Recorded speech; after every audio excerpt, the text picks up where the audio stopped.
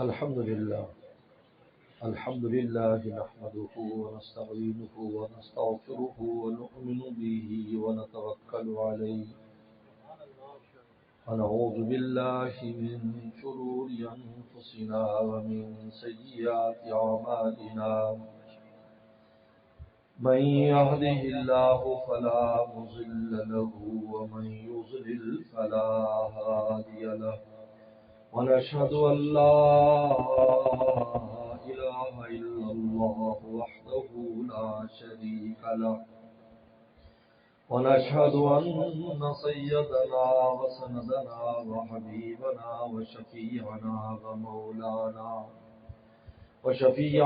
ومولانا محمدا عبده ورسوله صلى الله تعالى عليه وعلى آله وأصحابه وبارك وسلم أما بعد فأعوذ بالله من الشيطان الرجيم بسم الله الرحمن الرحيم والتين والزيتون وطور سينين وهذا البلد الأمين لقد خلقنا الإنسان في أحسن تقويم فقال النبي صلى الله عليه وسلم ألا إن سلعة الله هي الغالية أو كما قال عليه الصلاة والسلام صدق الله وصدق رسوله النبي الكريم. میرے محترم بزرگ اور دوستو، اللہ تعالیٰ نے جسم اور روح کے اعتبار سے اس پوری کائنات میں انسان جیسی کوئی مخلوق نہیں بنائی، نہ جسم کے اعتبار سے اور نہ روح کے اعتبار سے. قرآن نے 3 قسمیں کھا کر کہا لقد خلقنا الانسان فی احسن تقویم. ہم نے انسان کا جو قوام ہے، جس شے سے یہ بنایا گیا ہے، 3 قسمیں کھا کر کہا کہ اس سے اچھا کوئی قوام نہیں. اس کا جو میٹیریل ہے، جس کو ہم نے یہ جو جسم دیا ہے، ہم نے جو صورت دی ہے، ہم نے جو عقل اور سمجھ دی ہے، جو فہم دیا ہے، جو صلاحیتیں اس میں رکھی ہیں، کائنات میں کسی میں نہیں. یہی وجہ ہے کہ اللہ تعالیٰ نے اپنی نیابت انسان کو دی ہے. فرشتوں کو نائب نہیں بنایا اور کسی مخلوق کو نائب نہیں بنایا، انسان کو بنایا. کیوں؟ اس لیے کہ اس میں ایسی صلاحیت رکھی، یہ نیابت کے لائق تھا. صلاحیتوں اللہ نے ایسی صلاحیت رکھی، اور روح بھی ایسی دی جو کسی کے پاس نہیں. ہمارے استاد مفتی ولی حسن ٹونکی رحم اللہ، مفتی اعظم پاکستان، جامعہ اسلامیہ بنڈوری ٹاؤن کراچی کے شیخ الحدیث، وہ اس آیت کے تحت فرماتے تھے وَيَسْأَلُونَكَ عَنِ الرُّوحِ، یہ یہودی پوچھتے ہیں کہ روح کیا چیز ہے. قُلِ الرُّوحُ مِنْ أَمْرِ رَبِّي، فرمایا کہ روح میرے رب کا امر ہے.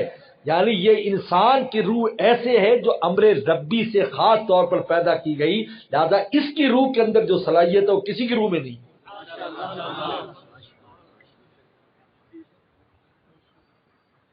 حضرت فرمایا کرتے تھے کہ یہ انسان اگر جسمانی طور پر ترقی کرے تو پوری کائنات حیران ہو جائے، اور روحانی طور پر ترقی کرے تو فرشتوں کو پیچھے چھوڑ دے.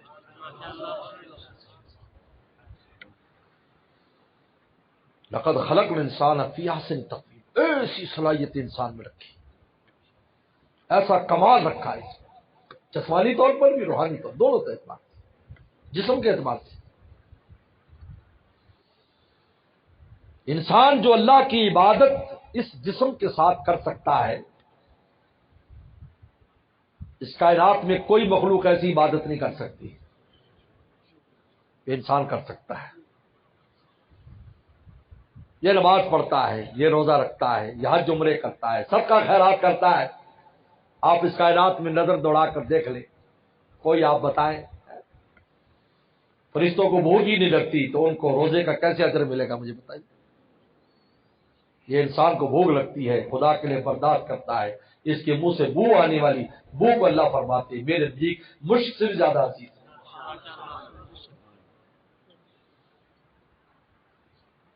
ہے۔ کرتا ہے سب کا خیرات کرتا ہے، اللہ کے راستے میں دیتا ہے۔ آپ کہیں کہ جنات ہے، نماز تو پڑھ لیتے ہیں لیکن اللہ کے راستے میں دینا، کیونکہ وہ عشاء کے مالک ہی نہیں، ان کے پاس کوئی ایسی چیز ہی نہیں، ان کو ضرورت ہی نہیں، ان کا مکانوں کی ضرورت نہیں، ان کو کھانے پینے کی ضرورت نہیں، وہ ہوا پر بھی زندہ رہ سکتے ہیں۔ لیکن کسی انسان کو محتاج ہے، اس کے ہاتھ میں، حدیث شریف میں آتا ہے انسان ایک کھجور کسی کو دیتا اور وہ ضرورت مند کے ہاتھ میں پہنچ جاتی ہے، اللہ اس کو اپنے ہاتھ میں لے کر پالتے ہیں، جب احد پہاڑ جتنی ہو جاتی ہے اس انسان کے نام عمل میں درج فرماتے ہیں۔ اب جسمانی عبادات دیکھیں ذرا، یہ جسم کے ساتھ ادا ہوتی ہے نا، یہی جسم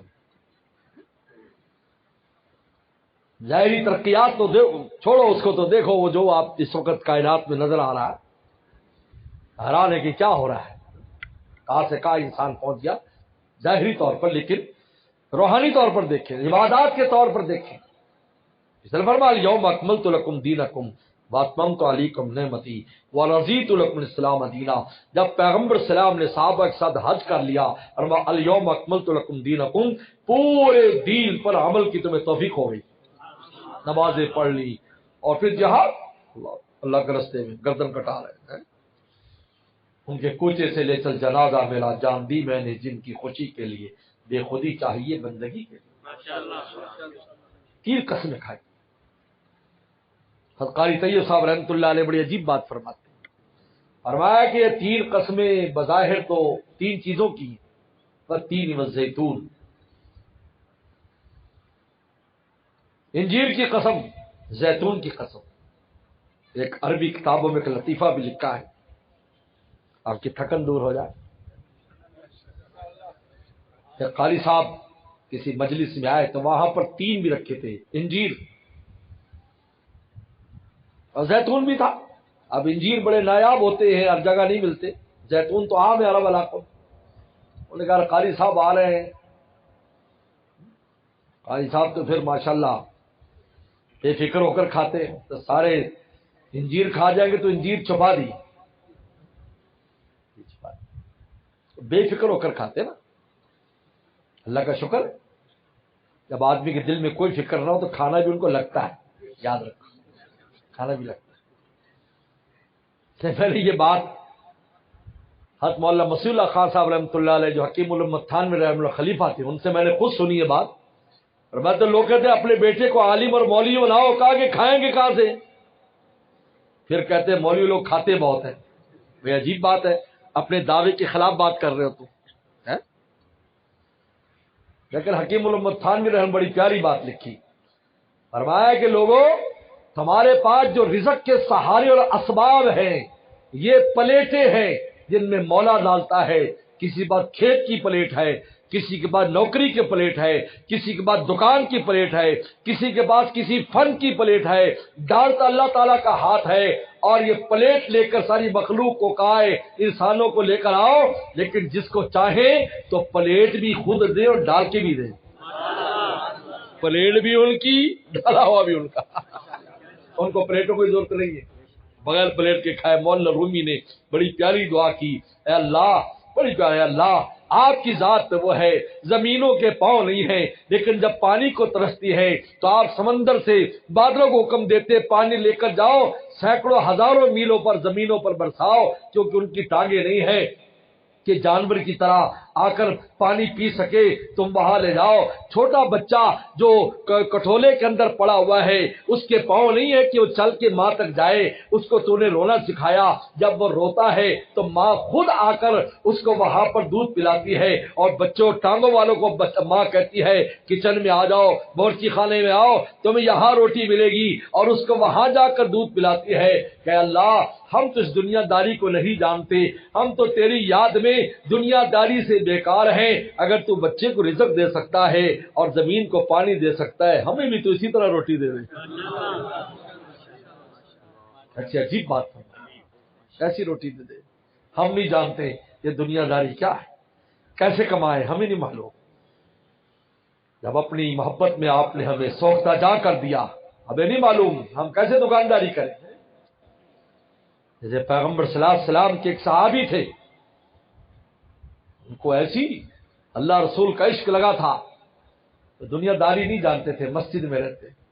جب دیکھو رسول اللہ کی خدمت میں, بھائی نے آ کر شکایت کی, میں دکاندار ہوں, یہ میرا ہاتھ نہیں بٹاتا, میرے پاس نہیں آتا, میرے ساتھ دکان پر نہیں بیٹھتا, مجھے اس کی ضرورت ہے. رسول اللہ اس کو جانتے تھے کہ اللہ رسول کے سوختہ جا ہو چکا ہے, اس کو کیا پتا ابو ہریرہ کی طرح روٹی کیسے کمانی.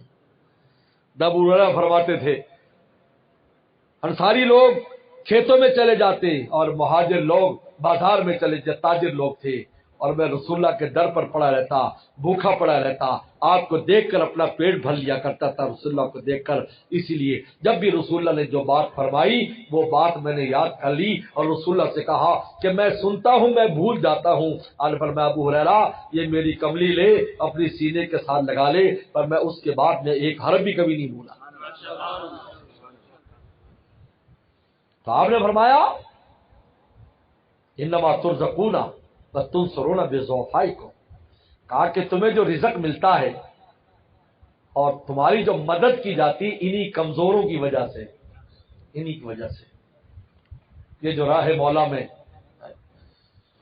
اس کائنات میں وہ لوگ جو کمانے کے قابل نہیں, چھوٹے بچے ہیں, خواتین ہیں, ان کی وجہ سے تمہیں بھی روٹی مل رہی ہے نا. سمجھا, اپنے دستے بازو پہ ناز مت کرنا, ان کی وجہ سے روٹی مل رہی. اس لیے انسان کی اولاد بڑھتی جاتی ہے, اس کا رزق کھلتا جاتا ہے, کھلتا جاتا ہے, کھلتا جاتا ہے, کھلتا جاتا ہے. ایک بچہ آتا ہے, دوسرا بچہ آتا ہے, سب کی روٹی. اس لیے اللہ تعالیٰ نے ان لوگوں کا علاج کیا جن نے کہا کہ ہو ہم ان بچوں کو کھلائیں گے کہاں سے. میں نانو نرزوں کو کمبیا ہوں, ہم تمہیں بھی روٹی دیتے ہیں اور ان کو بھی روٹی دیں گے. یہ کیا بات ہے, منصوبہ بندی کرتے ہیں, منصوبہ بندی. اب دنیا میں عجیب بات ہے, جنہوں نے منصوبہ بندی کی اب اعلان کر رہے ہیں جو 2 بچے پیدا کرے انعام, 4 بچے پیدا کرے گا تو اتنا انعام, 10 بچے پیدا. اخبارات نے پڑھے بچے کم ہو گئے, وہ بچے ہی پیدا نہیں کرتے. ایک تو اللہ تللے کی وجہ سے, کیونکہ بچے پیدا ہو جائیں گے تو ان کو سنبھالے گا یا عیاشی کرے گا. مرد عورتوں کو تو عیاشی چاہیے ان ملکوں میں, کافروں نے تو یہ سن کے عیاشی کریں.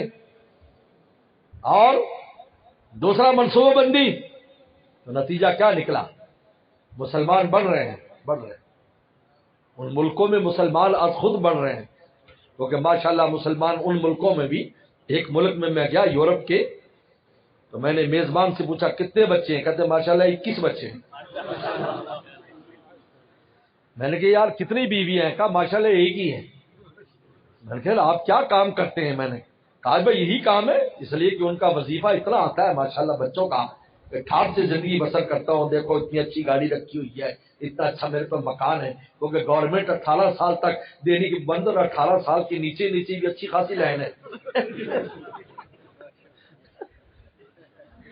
خیر لطیفی کی بات ہو رہی. تو قاری صاحب, اچھا قاری صاحب کی نظر پڑ گئی, نظر بھی تیز ہوتی, شہباز والی بات والی نظر رکھتے ہیں. انہوں نے کہا قاری صاحب پہلے کچھ تلاوت ہو جائے پھر زیتون کھائیں گے. ان کا ٹھیک ہے. اعوذ باللہ بسم اللہ نے کہا کہ والزیتون وطور سینین. ان کا قاری صاحب بھول گئے. ان کا بھولا نہیں, جب تک 3 آئیں گے نہیں, انجیر آئیں گے نہیں تو وہ 3 ہی شامل نہیں ہوگا.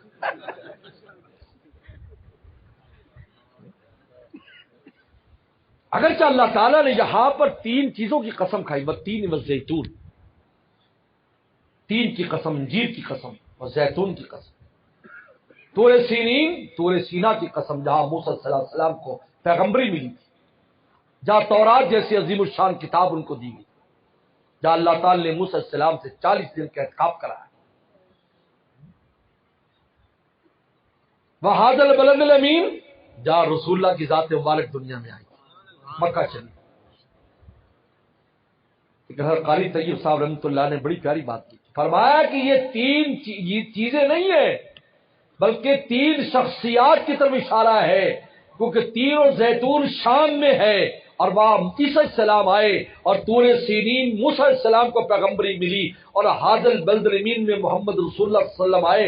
اللہ فرمانا چاہتے ہیں اگر تم انسانیت کی پرواز دیکھنا چاہتے ہو تو ان تین کو دیکھ لو، ان کو دیکھ لو۔ یہ دور زمانے کے نہیں ہے، قریب زمانے کے۔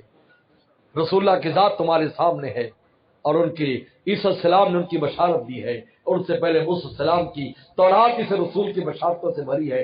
تین پیغمبر اولو العزم، تینوں پیغمبروں کا اس میں ذکر ہے کہ اگر تم لقد خلق انسان فی احسن تقویم، ہم نے اس انسان میں کیا رکھا ہے، تو دیکھو تمہیں میں سے یہ تین ایسے پیغمبر ہیں کہ جن کو اللہ نے ایسی عظیم الشان پیغمبری عطا فرمائی۔ اس لیے موسیٰ صلی اللہ علیہ وسلم کا جتنا تذکرہ قرآن نے کیا ہے کسی پیغمبر کا نہیں کیا، اتنا تذکرہ کیا موسیٰ صلی اللہ علیہ وسلم۔ عظیم العظم پیغمبر تھے، عظیم الشان پیغمبر تھے، اور یہ دونوں پیغمبر صلی اللہ علیہ وسلم سے بیٹی کی نسبت رکھتے ہیں، یاد رکھو بیٹی کی نسبت۔ یہ عجیب ہے کیونکہ موسیٰ علیہ السلام کی جو والدہ تھی حضرت آسیہ رضی اللہ رحمۃ اللہ علیہ السلام، فرعون کی بیوی، کیا جنت میں ان کی شادی نبی کریم صلی اللہ علیہ وسلم سے ہوگی، یہ ان کے منہ بولے بیٹے ہیں۔ اور اسلام کی والدہ مریم علیہ السلام کی شادی بھی نبی کریم صلی اللہ علیہ وسلم جنت میں ہوگی، یہ ان کے بیٹے ہیں۔ کہتے ہیں ان دونوں کے والد کی حیثیت رسول اللہ رکھتے ہیں، جس طرح حضرت عثمان غنی اور علی کرم اللہ وجہ سے والد کی نسبت رکھتے ہیں، یہ دونوں بیٹیاں ہوں گی۔ میرے دوستو، تین شخصیات کو ہم نے ذکر کیا ہے کہ ہم نے اس انسان کو کیسا بنایا ہے، لیکن یہ کمال انسانی روحانی ہو جسمانی، یہ درجہ کمال کو کیسے پہنچتا ہے؟ اللہ نے ہم سب میں رکھی ہے، ہم میں سے کوئی ایسا نہیں جس میں صلاحیت نہ ہو۔ یاد رکھو، لوگ کہتے ہیں جی میں تو نکارا آدمی، میں تو کچھ نہیں کر سکتا، وہ تو بڑے لوگوں کا کام ہے۔ یہ عجیب ہے، تو جب انسان بنا دیا تو آپ کیسے کہہ سکتا ہے تو نکارا ہے؟ جب اللہ تعالیٰ فرمانے قسمیں کھا کر کہ ہم نے تیرے اندر بہت کچھ رکھا ہے، یہ اپنی غفلت ہے کہ اپنے آپ کو نہیں پہچانتا۔ اس لیے بزرگوں نے یہ جو جملہ کہا من عرف نفسہ عرف ربہ، جس نے اپنے آپ کو پہچان لیا اس نے رب کو پہچان لیا۔ انسان اپنی پہچان سے غافل ہے، دراصل میں اپنے آپ کو نہیں پہچانتا، میرے اندر اللہ نے کیا رکھا، میں کیا کچھ کر سکتا ہوں، اپنے آپ کو ناکارہ کیا ہوا ہے، اپنے آپ کو غیروں کے ہمارے کچرے مال میں ڈالا ہو، کچرے مال میں، حالانکہ کچرا مال نہیں ہے لیکن کچرے مال میں ڈالا ہو۔ اس شیر کی طرح جو بھیڑوں کے ساتھ پلا تھا، مولانا رومی نے جس کا قصہ بیان کیا کہ ایک چرواہے نے شیر کے بچے کو پکڑا اور بھیڑ کا اس کو دودھ پلایا تو وہ بھیڑ کی طرح بیں بیں بیں بیں کیا کرتا تھا، حالانکہ شیر تھا، دیکھنے میں بڑا ہو گیا، جوان ہو گیا، ایسا خوبصورت شیر، لیکن چونکہ ہر وقت بھیڑے تو کہا میں بھیڑ ہوں، کہنے لگا میں بھیڑ ہوں۔ ایک دن اصلی شیر آیا، جنگل سے شیر، انہیں بھیڑوں کو دیکھا، انہوں نے کہا عجیب بات ہے، میری نسل اس میں پھر رہی ہے، شیر پھر رہا اور بھیڑیں ڈرتی نہیں ہیں، عجیب ہے۔ تو اس نے کہا، شیر نے کہا آج میں بھیڑ کی بجائے شیر کا شکار کروں گا۔ کیا کروں گا؟ شیر نے کہا میں شیر کا شکار کروں، شیر نے کہا میں شیر کا شکار کروں، یہ شیر کا شکار کروں۔ مرشد فرماتے تھے شیر شیر کا شکار کرے گا، شیر شیر کا شکار کرے گا۔ وہ دوڑا، وہ بھی بھاگا ڈر کے شیر سے، اور اس کو پکڑ لی، دو چار لگائی اس کو تھپڑ، شیر کا تھپڑ مشہور، دو چار لگائی۔ انہوں نے کہا کون ہے تم، پتہ ہے؟ میں تو بھیڑ میں کر رہا ہوں، تیری تو آواز بھی بدلی ہوئی ہے، چال بھی بدلی، ڈھال بھی بدلی، آواز بھی بدلی۔ اور سمجھ گیا کہ ناجنس کی صحبت نے اس کو اپنے آپ سے بھی بیگانہ کر دیا، ناجنس کی صحبت۔ وہ پانی پر لے گیا، چشمے پر، انہوں نے کہا دیکھ اس میں تیری شکل کس سے ملتی ہے۔ انہیں جب دیکھا تو حیران ہو گیا کہ بھائی، اب جب شیر کو دیکھا تو اس کے اندر کا شیر جاگا، آواز بدل گیا، او کر کے آواز نکال، بس جب اس کو اپنی حقیقت پتہ چل گئی کہ میں شیر ہوں، میں بھیڑ نہیں ہوں، بس پھر اس کی شیرانہ طاقت بحال ہو گئی، بیڑے اسے ڈرنے لگی۔ وہ کٹارے جو اس کو ٹکر مارتے تھے قریب، اب تو قریب بھی نہیں آ سکتے، پہلے اس کو ٹکر مارتے تھے، سینگ والا چونکہ شیر کے سینگ نہیں ہوتے تو اس کو ٹکر بھی مارتے تھے، وہ بیچارہ ڈر جاتا تھا ٹکر کھا کر۔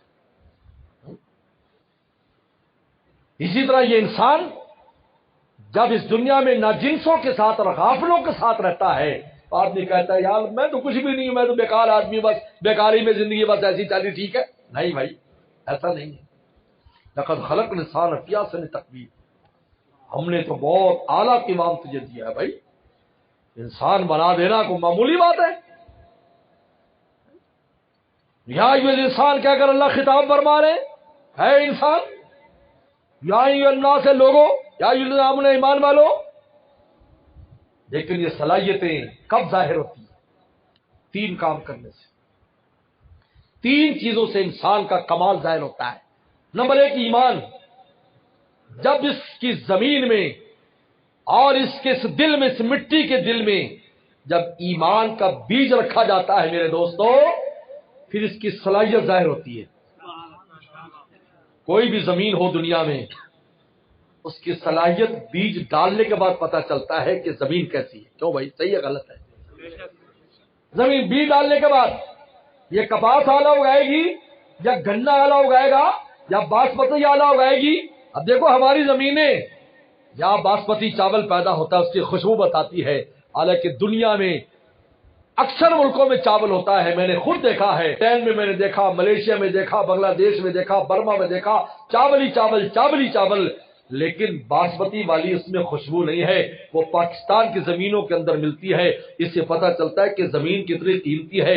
پوری دنیا میں آم ہوتے، میں نے افریقہ کا آم بھی کھایا، سب ہے، لیکن چوسے جیسی خوشبو اور انور ریٹول جیسی خوشبو اور سندری جیسی خوشبو دنیا کے کسی آم میں نہیں ملے گی۔ یہ بتاتی ہے کہ زمین کے اندر کیا صلاحیت ہے۔ جب تک کہ زمین میں ایمان کا بیج نہیں رکھا جاتا، اس کو پتہ نہیں چلتا کہ اس زمین میں کیا ہے۔ اب یہ سب سے پہلا کام، یہ ایمان کا بیج آتا ہے، اوہ بس اب وہ صلاحیت تو جس انسان میں اللہ نے رکھی ہے وہ ظاہر ہونا شروع ہوتی ہے۔ یا ایھا الذین آمنوا، ایمان والو، ایمان والو، ایمان والو۔ حضرت مولانا ادریس صاحب خانوی رحمہ اللہ فرماتے ہیں کہ 80 مقام پر اللہ نے ایمان والوں کو خطاب کیا ہے، ایمان کی وجہ سے کہ اتنا اونچا اب تو ہو چکا ہے، ہم آسمانوں سے براہ راست اس سے خطاب کر رہے ہیں۔ یا ایھا الذین، اے ایمان والو، یا ایھا الذین، اے ایمان والو۔ کیوں آمنو؟ یہ نہیں کہا عربو، یا ایھا العرب، یہ نہیں کہا یا ایھا القوم الرسول صلی اللہ علیہ وسلم، رسول اللہ کی قوم، یہ نہیں کہا۔ یہ بتانے کے لیے کہ تمہاری قوم برادری شکل و صورت کی وجہ سے نہیں، یہ جو ایمان کا بیج تمہاری زمین میں اگ گیا ہے نا، اس کی وجہ سے ہم آسمانوں سے کہہ رہے ہیں یا ایھا الذین آمنوا، اے ایمان والو۔ دوسری چیز عمل صالح، اعمال صالح، جو اس ایمان کو بڑھاتے، اس ایمان کے درخت کو ترقی دیتے، اعمال صالح، اس سے ایمان کا درخت بڑھتا ہے اور اتنے بلندی پر چلا جاتا ہے۔ حدیث میں وجد حلاوت الایمان، کہ پھر اس پر میٹھا میٹھا پھل لگتا ہے جس سے انسان کی روح محسوس کرتی ہے، باقاعدہ محسوس کرتی ہے۔ بلکہ علامہ ابن ابی جمرہ نے تو کہا شرح بخاری میں باجت النفوس میں فرماتے ہیں کہ ایمان کا درخت بعض کا اتنا پھل دیتا ہے کہ ان کو باقاعدہ زبان پر بھی اس کی مٹھاس کا ذائقہ محسوس ہوتا ہے۔ تو کسی نے کہا کہ حضرت ہمیں نہیں محسوس ہوتا، تو بڑی خوبصورت بات فرمائی، فرمایا جو چاند دیکھ لے تو سب کو چاند ماننا پڑتا ہے کہ چاند نظر آ گیا، وہاں اگر تمہیں نظر نہیں آیا تو تمہیں اس کی ماننی پڑے گی۔ اگر تمہیں یہ نعمت حاصل نہیں تو جن کو حاصل ہے ان کی بات ماننی پڑے گی۔ میرے شیخ فرمایا کرتے تھے، میرے شیخ کا شعر ہے جو اپنی حضرت کی کیفیت کو بیان کیا، حضرت پر کیفیت طاری ہو جاتی ہے۔ از لب نادید صد بوسہ رسید، فرمایا کہ نظر نہ آنے والے ہونٹوں سے میرے دل کو 100 بوسے ملتے، از لب نادیدہ 100 بوسہ رسید، من سے گویم روح سے لذت چشید، میں بیان نہیں کر سکتا میری روح کو کیا مزہ آتا ہے۔ روتے تھے حضرت، میں بیان نہیں فرمایا، میرے پاس الفاظ نہیں ہے، میں کیسے تعبیر اس کو کروں، میرے الفاظ لغت میرا ساتھ چھوڑ چکی ہے، یہ فرماتے تھے۔ لیکن محسوس، یہ دل محسوس کرتا تھا حضرت کی بات کو، حضرت جو فرما رہے کس مقام سے بات فرما رہے۔ اللہ کا شکر ہے حضرت کہ ایسی ایسی کیفیات ہم نے دیکھی، اللہ کا بہت شکر ہے، عجیب کیفیات تھی، آج تو ڈھونڈے بھی نہ ملے۔ میں حضرت کے ساتھ 25 دن حضرت کے ساتھ میں رہا، برما اور بنگلہ دیش میں، میں قسم کھاؤں تو میں حالس نہ ہوں، ان 25 دنوں میں ہر وقت مجھے ایسے محسوس، میں زمین پر نہیں رہتا، میں کہیں عرش کے قریب ہی میرا کو ٹھکانا ہے۔ 25 دن مجھے محسوس نہیں، میں زمین میں کھا بھی رہا ہوں، پی رہا ہوں، ہنس رہا ہوں، بول رہا ہوں، لیکن مجھے ایسا لگتا ہے میرا وجود یہاں نہیں، میرا وجود کہیں اور ہے۔ یہ عجیب بات ہے۔ از لب نادیدہ 100 بوسہ رسید، جی ترقی کرتا ہے ایمان، وہاں تک جاتا ہے، اس پر پھل آتا ہے، میٹھا میٹھا پھل، وجدہ حلاوت الایمان۔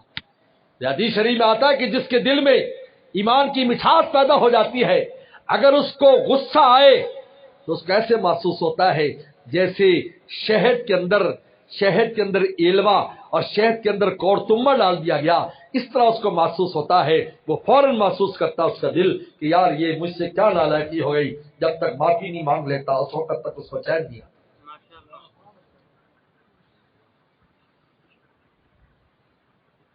بھائی حلاوت الایمان، ایمان کی مٹھاس، یہ کس سے؟ اعمال صالحہ، آمنوا وعملوا الصالحات، اعمال صالحہ، نماز کا پابند ہے، روزے کا پابند ہے، جمعے کا پابند ہے، نماز ہی ہے روزانہ کی بنیاد پر، ایک نماز روزانہ اگر یہ بھی ہم سے نہیں پڑھی جاتی تو بس اللہ پھر ہمارے ایمان کا حافظ ہے۔ نماز یہ صرف روزانہ، اور کیا، کلمہ تو ایک بار پڑھ لیا کافی، روزہ سال میں وہ بھی معذوروں کو معاف ہے، زکوٰۃ سب پہ نہیں ہے، حج زندگی میں ایک بار، تو کیا چیز ہے مجھے بتاؤ؟ ایک نماز ہے نا، نماز وہ بھی ہم سے پڑھی نہیں جاتی، اول تو پڑھتے نہیں، اگر پڑھتے ہیں تو وہ بھی صحیح نہیں، حالانکہ دو آسان سے کام ہے اس نماز کو اعلیٰ بنانے کے، دو آسان کام ہے، خشوع اور خضوع، بہت دو آسان سے لفظ بہت سنا ہوگا، خشوع اور خضوع۔ خشوع نام ہے دل نماز میں لگاؤ، خضوع نام ہے اعضاء نماز میں لگاؤ، دو آسان سا کام ہے۔ خضوع کس کا نام ہے؟ اعضاء، ہاتھ صحیح باندھو، رکوع صحیح کرو، سجدہ صحیح کرو، ٹھونگے نہیں مارو، 7 جانوروں سے تشبیہ دی، 7 جانوروں والا کام نہ کرو، لومڑی کی طرح ادھر ادھر نہیں دیکھو نماز میں، گدھے کی طرح نماز میں سر نہ جھکاؤ جیسے گدھا سر جھکاتا ہے، بلکہ سٹریٹ رکھو اپنی پیٹھ کو اور سر، مرغے کی طرح ٹھونگے نہیں مارو، گھوڑے کی طرح ہاتھ پاؤں نہیں لاؤ جیسے گھوڑا دم ہلاتا ہے اپنی مکھیاں اڑانے کے لیے، کتے کی طرح نہ بیٹھو جس طرح کتا بیٹھتا ہے اپنی ٹانگیں کھڑی کر کے، ایسا نہیں کرو، مرغے کی طرح ٹھونگے نہیں مارو۔ پیغمبر اسلام نے تقریباً اونٹ کی طرح سجدے میں نہ جاؤ، اونٹ کی طرح، بڈھوں کو اجازت ہے، جوانوں کو نہیں، یہ جوان بھی بڈھا ہوا پڑا ہے، یوں جاتا ہے ایسے جھک کر، یہ اونٹ بیٹھتا ہے ایسے، اونٹ کی طرح سجدہ نہ کرو بلکہ سیدھے نیچے اترو، سیدھے، اور وہاں سے سجدہ کرو جس طرح بوری گرتی ہے۔ میرے دادا مرشد شاہ رالک صاحب تو ہمیں نماز سکھایا کرتے تھے، عجیب ہے، کھڑ کو کھڑا کر نماز پڑھو، ایک نماز پڑھاؤ، چلو فاتحہ بھی سنتے، سبحان اللہ۔ فرمایا جس طرح اوپر سے بوری کیسی گرتی ہے، بوری ٹیڑھی میڑھی ہو کر سیدھی گرے گی پھر آرام سے جائے گی، فرمایا سیدھے اترو پھر سجدے میں جاؤ۔ ہاں بڈھے آدمی کو اجازت ہے کہ وہ جھک کر جائے جس طرح اونٹ کی طرح، اس کو اجازت ہے اس کی، وہ معذور ہے، یا معذور کی بات نہیں کر رہا، معذور کو نہ دیکھو، تم دیکھنا شروع کر دو، یہ اس کا نام خضوع اور خشوع، اس دل کو نماز میں لگاؤ، ادھر ادھر نہ جانے دو، جائے تو واپس لے آؤ، جائے تو واپس۔ حضرت مولانا ادریس صاحب رحمۃ اللہ بڑی پیاری بات فرمایا کہ دیکھو کشتی والا جب دریا میں کشتی لے کر جاتا ہے تو بانس کے ذریعے کشتی کے رخ کو سیدھا رکھتا ہے، وہ کشتی منج دھاروں میں دائیں بائیں جاتی ہے، وہ بانس سے اس کو سیدھا یا چپو سے سیدھا لے کر جاتا ہے اور وہی اتارتا ہے جو سامنے اس کا اسٹیشن اتارنے کا ہے۔ فرمایا دل بھی خیالات کے دریا کے اندر دائیں بائیں جاتا ہے، تیرا کام ہے کہ دل کی کشتی کو سیدھا رکھ اور در مولا کی طرف لے کے جا۔ یہ خوشبو ہے، یہ اعمال صالحہ ہیں، عامل الصالحات۔ یہ دوسری چیز ہے جس سے انسان کی یہ کمالات ظاہر ہوتے ہیں، کمالات۔ یہ زمین پر دیکھو، حدیث شریف میں آتا ہے، روزہ رکھتا ہے، اللہ فرشتوں پر فرماتے ہیں باہا بہم الملا، اللہ فرماتے ہیں یہ دیکھو میرے نام پر صبح شام تک بھوکے، خرچ کرتا ہے اللہ کے راستے میں دیتا ہے، خود بھی محتاج ہے پھر بھی دے رہا ہے۔ آسمانوں سے اللہ تعالیٰ دیکھ رہے فرشتے، اللہ فخر فرما دیکھو خود بھی ضرورت مند ہے۔ اس لیے فرمایا سب سے بہترین صدقہ کب ہے؟ جب آدمی کو خود بھی ضرورت ہو، صحت مند ہو، زندگی کی امید ہو، اس وقت جب صدقہ کرے گا خدا کیا قیمت زیادہ ہوگی، اور جب ویسے مرنے والا ہے پھر چاہے سارا مال دے دے گا قیمت اس کی وہ نہیں لگے گی جو اس وقت لگنی تھی جب خود محتاج تھا۔ اور تیسری چیز تقویٰ ہے، تقویٰ، بلکہ تقویٰ ان دونوں کا محافظ ہے کہ نفس اور شیطان کی نہیں مانتا، مولا کی مانتا ہے۔ بس کہتا ہے مجھے بس اللہ رسول کی مان کے چلنا ہے، نہ معاشرے کو دیکھنا ہے، نہ شیطان کو، نہ نفس کو۔ یہ نفس اندر بیٹھا، یہ ہمارے اندر بیٹھا ہمارا دشمن، سب سے بڑا دشمن یہ نفس، یہ نفس لبامہ ہے۔ حضرت یوسف السلام نے کیا عبدیت تھی یوسف السلام، وما بری نفسی ان النفس لامارۃ، اللہ میں اپنے نفس کو بری نہیں کرتا، یہ بہت برائی کو حکم دیتا ہے، الا ما رحم ربی، اور تیرا رحم ہو جائے تو پھر یہ نفس بہت اعلیٰ ہو جاتا ہے، تیرا رحم چاہیے، الا ما رحم اے فقط رحمت ربی۔ تقویٰ، گناہوں سے بچنا، اگر گناہ سے نہیں بچتا ایمان بھی کمزور، اعمال صالحہ بھی کمزور، یاد رکھو یہ دونوں کمزور ہے، ایمان بھی کمزور ہے۔ جیسے کہ گناہ جو ہے، گناہ کیا کرتا ہے؟ شیطان گناہ کے ذریعے کیا کرتا ہے؟ سب سے پہلے اعمال صالحہ کی توفیق چھینتا ہے، اس کے ذریعے توفیق جاتی ہے اعمال صالحہ کی، اور جب اعمال صالحہ سے دور ہوتا ہے تو پھر ایمان پر رکھنا لگاتا ہے، پھر شک اور وسوسہ کر کے ارتداد مرتد ہو کر دائرہ اسلام سے خارج ہو جاتا ہے۔ سب سے پہلے اعمال چھوٹیں گے، نماز چھوٹ گئی، پہلے مزہ چھوٹے گا، پھر نماز ہی چھوٹ جائے گی، نیکیاں چھوٹ جائیں گی۔ کتنے لوگ ہیں جی بڑا پکا نمازی تھا، جب تو نماز کے قریب بھی نہیں جاتا۔ یہ کس نے کیا؟ گناہوں نے کیا ہے، گناہوں کی نحوست ایسی ہے، اللہ کے غیظ و غضب کو دعوت دے دی۔ اللہ سب سے پہلے کیا کرتے ہیں؟ اعمال صالحہ کے مزے کو چھینتے، جو مزہ آتا تھا نا وہ چھین لیا، اور جب بے مزہ ہو گیا تو پھر چھوڑ دیا، کیونکہ بات مزے کے لیے کرتے ہیں۔ یہ کہتے ہیں انسان کو مزہ آئے یا نہ آئے، ہم نے نیکی کرنی ہے، ذکر میں مزہ آئے نہ آئے کرنا ہے، تلاوت میں مزہ آئے نہ آئے کرنا ہے، نماز میں مزہ آئے نہ آئے کرنا ہے، کیونکہ ہم عبد اللطیف ہیں، عبد اللطف نہیں ہے کہ مزے کے لیے کریں، بلکہ جس ذات کے لیے کرنا ہے وہ ہر حال میں قبول کر لیں۔ کر کے تو آؤ، تم کر کے تو آؤ، لے کے تو آؤ، قبول اس نے کرنا ہے۔ انسان کو کسی حال میں اعمال صالحہ نہیں چھوڑنے چاہیے، یاد رکھو، چاہے دل کرے نہ کرے، دل پر تھوڑی چل رہا ہے، نہ کرے دل۔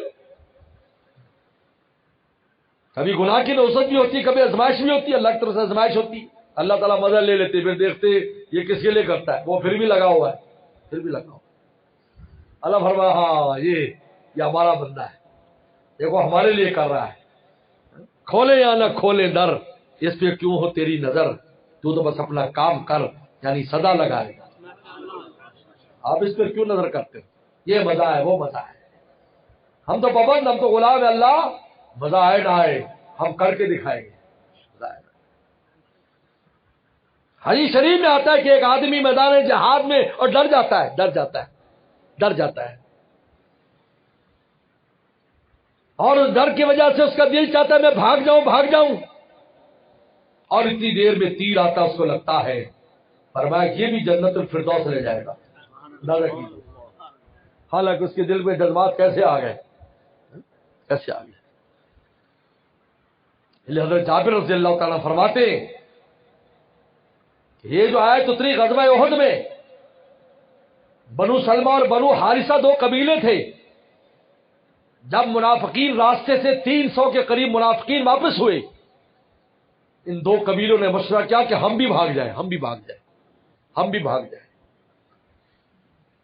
مشورہ کیا کہ ہم بھی چلے جائیں، اتنے لوگ چلے گئے، یکدم 300 چلے گئے، 1000 میں سے 300 باقی 700 رہ گئے، اور آگے کا لشکر 3000 کا لشکر ہے، پتہ نہیں کیا بنے گا۔ مشورہ کیا کہ ہم بھاگ جائیں، ایک قبیلہ خزرج کا شاخ ہے اور ایک قبیلہ اوس کی شاخ ہے۔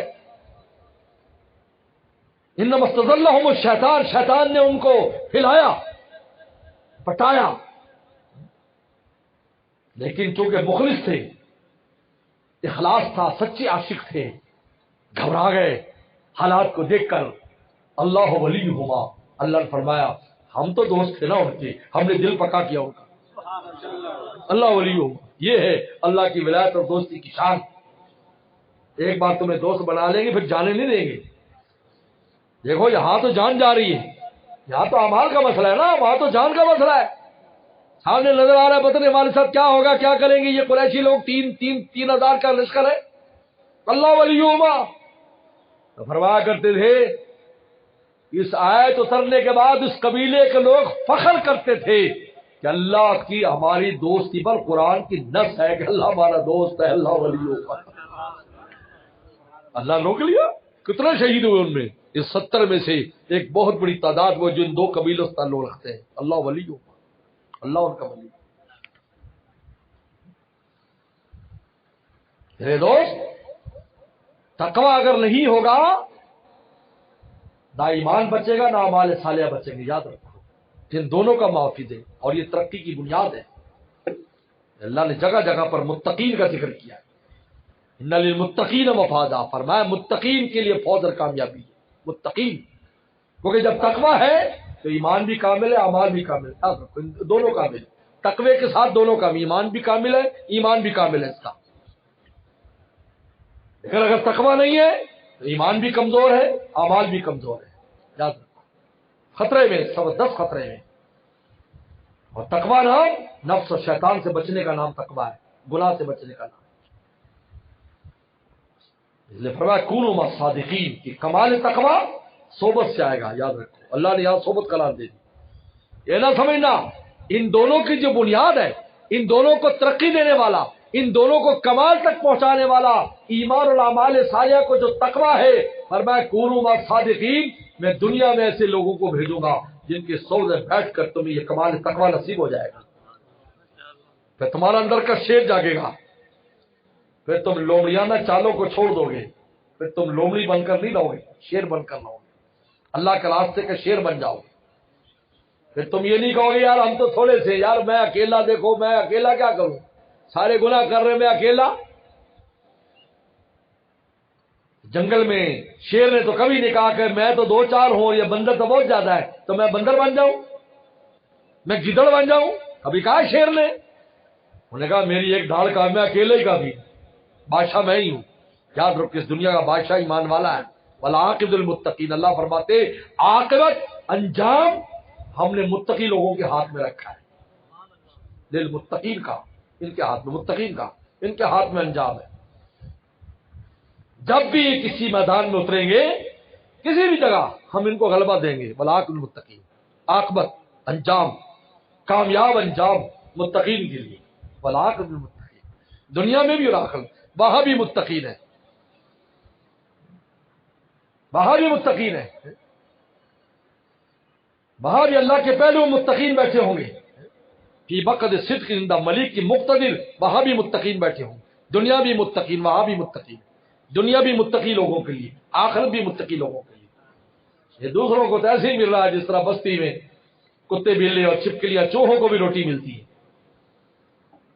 اگر وہ کسی حضرت سیدنا فاروق اعظم رضی اللہ عنہ کی عورت آئی تھی، کہا میرے گھر میں چوہے نہیں ہیں، نے کہا تو خوش قسمت ہے تیرے گھر میں چوہے نہیں، ورنہ چوہے تو بڑے فساد میں چاہتے، جب سے گٹر بنے تو چوہے ہی چوہے۔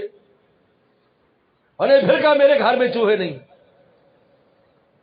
بہت اچھا، حضرت مشغول تھے، پاس ایک صاحب بھی بیٹھے، کہا حضرت وہ کچھ اور کہنا چاہتی ہے، کیا کہنا چاہتی ہے؟ کہ میرے گھر میں کھانے کی کوئی چیز نہیں ہے کہ چوہے آئے۔ ابھی یہ کہہ رہا، جی میں یہی کہنا چاہتا ہوں، یہی کہنا چاہتا ہوں، عنوان یہ اختیار کیا میرے گھر میں چوہے، عنوان یہ اختیار کیا۔ پھر میں چلو بھائی اتنے کھانا ان کے گھر میں پہنچا۔ یہ دنیا میں جو رزق مل رہا ہے اس مخلوقات کو اور ان کفار کو اور ان اجنبیوں کو، یہ ایمان والوں کی برکت سے مل رہا ہے، ان کی وجہ سے ان کو روٹی مل رہی ہے۔ اللہ تعالی نے دنیا ایمان والوں کے لیے بنائی ہے، دراصل بنائی ایمان، پہلے ایمان والے تھے، سارے ایمان والے تھے، نوح علیہ السلام تک 100% ایمان والے تھے، پھر پیغمبر آتے گئے پھر بھی ایمان والے، غلبہ رہا۔ دیکھو ذرا آپ تاریخ پڑھو، انسانی تاریخ پڑھ کے دیکھ لو، نوح علیہ السلام تک سب ایمان والے تھے جن کے لیے کائنات تھی۔ نوح السلام کے زمانے میں کفر آیا، طوفان نوح میں غرق، پھر سارے ایمان والے، پھر عاد و ثمود آئے، تباہ ہو گئے، ایمان والے، صالح السلام اور جو ہے ان کی قومیں بچ گئی، ہود علیہ السلام کی قوم بچ گئی، اب ایمان والے، سارے ایمان والے۔ قوم لوط کو تباہ کیا، لوط السلام، ان کے بچے سب ایمان والے، نوح علیہ السلام کے بچے سارے ایمان والے۔ موسیٰ علیہ السلام آئے، فرعون غرق ہوا، پھر سب ایمان والے۔ آپ بتائیں، عیسیٰ السلام آئے پھر سارے ایمان والے، رسول اللہ صلی اللہ علیہ وسلم آئے پھر ایمان والوں کا غلبہ۔ آپ بتائیے، دنیا ایمان والوں پر ہی تو ہے، تاریخ میں دیکھو تو زیادہ ایمان والے ہیں، کیوں بھائی؟ شاید پہلی دفعہ یہ بات آپ سنو گے، سمجھو گے۔ دیکھو 100% ایمان والے پہلے تھے، اب بھی ایمان والے۔ میں فرمایا کہ کوئی ایمان والا جب قیامت آئے کوئی ایمان والا نہیں رہے گا۔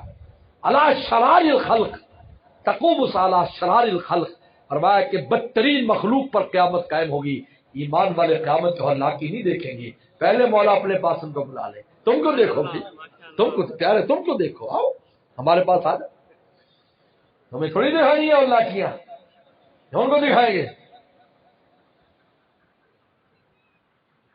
کہ دودھ پلاتی اپنے بچے سے غافل ہو جائے گی، بھائی بھائی سے غافل، بہن بہن سے غافل، والدین اولاد سے غافل، ایسا منظر ہوگا، ہر طرف آگ ہی آگ ہوگی، آگ ہی آگ، ہر چیز کو آگ لگ جائے گی۔ اور یہی تو ایٹم بم ہے، ایٹم بم میں کیا ہے؟ ہر چیز میں آگ ہے۔ حضرت نے بڑی تفصیل سے لکھا ہے، قاری طیب صاحب رحمۃ اللہ علیہ نے، کہ ہر شے میں اللہ نے آگ رکھی ہے۔ ایٹم بم کیا ہوتا ہے؟ اس آگ کو ظاہر کر دیتا ہے، بس ہر شے کو آگ لگ جاتی، اینٹ کو بھی آگ، لوہے کو بھی آگ، لکڑ کو بھی آگ، پتھر کو بھی آگ، یہ ہوتا ہے، انسان کو بھی آگ، ہڈی کو بھی آگ، گوشت کو بھی آگ۔